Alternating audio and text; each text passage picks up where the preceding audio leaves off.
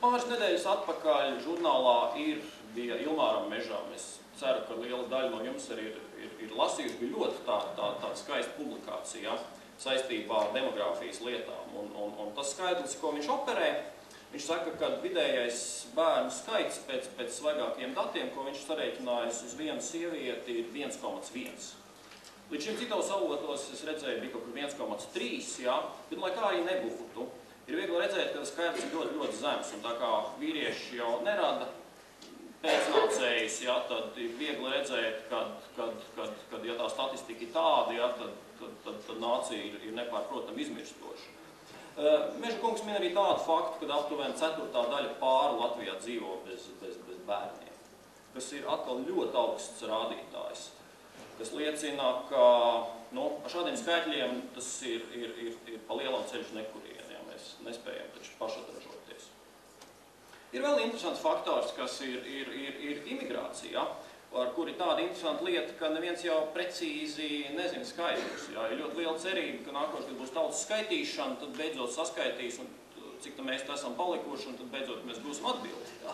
Kā tur īsti izskatās, cik tas ir nopietns faktors vai nav. Bet, lai kā arī būtu, patiesībā visas pazīmes liecina, ka tas ir nopietns faktors, un jautājums tikai par šī te faktora nopietnību. Kādas tad ir sekas? Tas, ko raksta Ilmārs Mešs, kā viņš izrēķinājis, viņš saka, ka demogrāfa prognozes liecina, ka šīs zemās dzimstības dēļ no pašreizējiem 1,3 miljoniem latviešu 50. gadā būs palikusi tikai puse. Tas mums būs 750 000. Ja? Un savukārt 2100. gadā, kas īstenībā nemaz nav tik tālu, latviešu būs tikai 200–300 000. Un tad viņš saka, ka šajos aprēķinos nav ņemta vērā tā migrācijas tendence, ja? Kas ir otrs būtisks faktors, un neņu saziņš var būt īstenībā pat stiprāks par to, kas ir ņemts vērā šajā aprēķinā. Labi.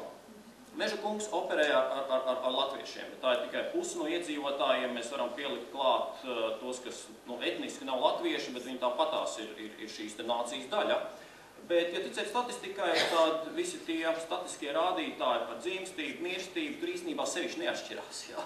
Viņi ir tādi paši, kas nozīmē reizinām šo skaitļus ar 2, un tā mēs, teiksim, ieraugam, kāda mums 50. gadā, kas ir ļoti paskatāms periods, kāda ir Latvija. Ja? Viņi ir ļoti izskatās, kad sarāvusies. Bet te ir vēl viens sliktā ziņa. Un sliktā ziņa ir tāda, ka visi šie aprēķini un prognozes, viņi pieņem, ka šī attīstība ir lineāra, vairāk vai mazāk. Savukārt visa vēsture, ja palasīsiet vēstures grāmatas, liecina, ka tas tā nav. Attīstība ilgākā laika posmā nekad nemēdz būt lineāra. Tur vienmēr ir visādas krīzes, iekritieni un pacēlumi. Kas nozīmē, ka visi šie procesi var arī pātrināt.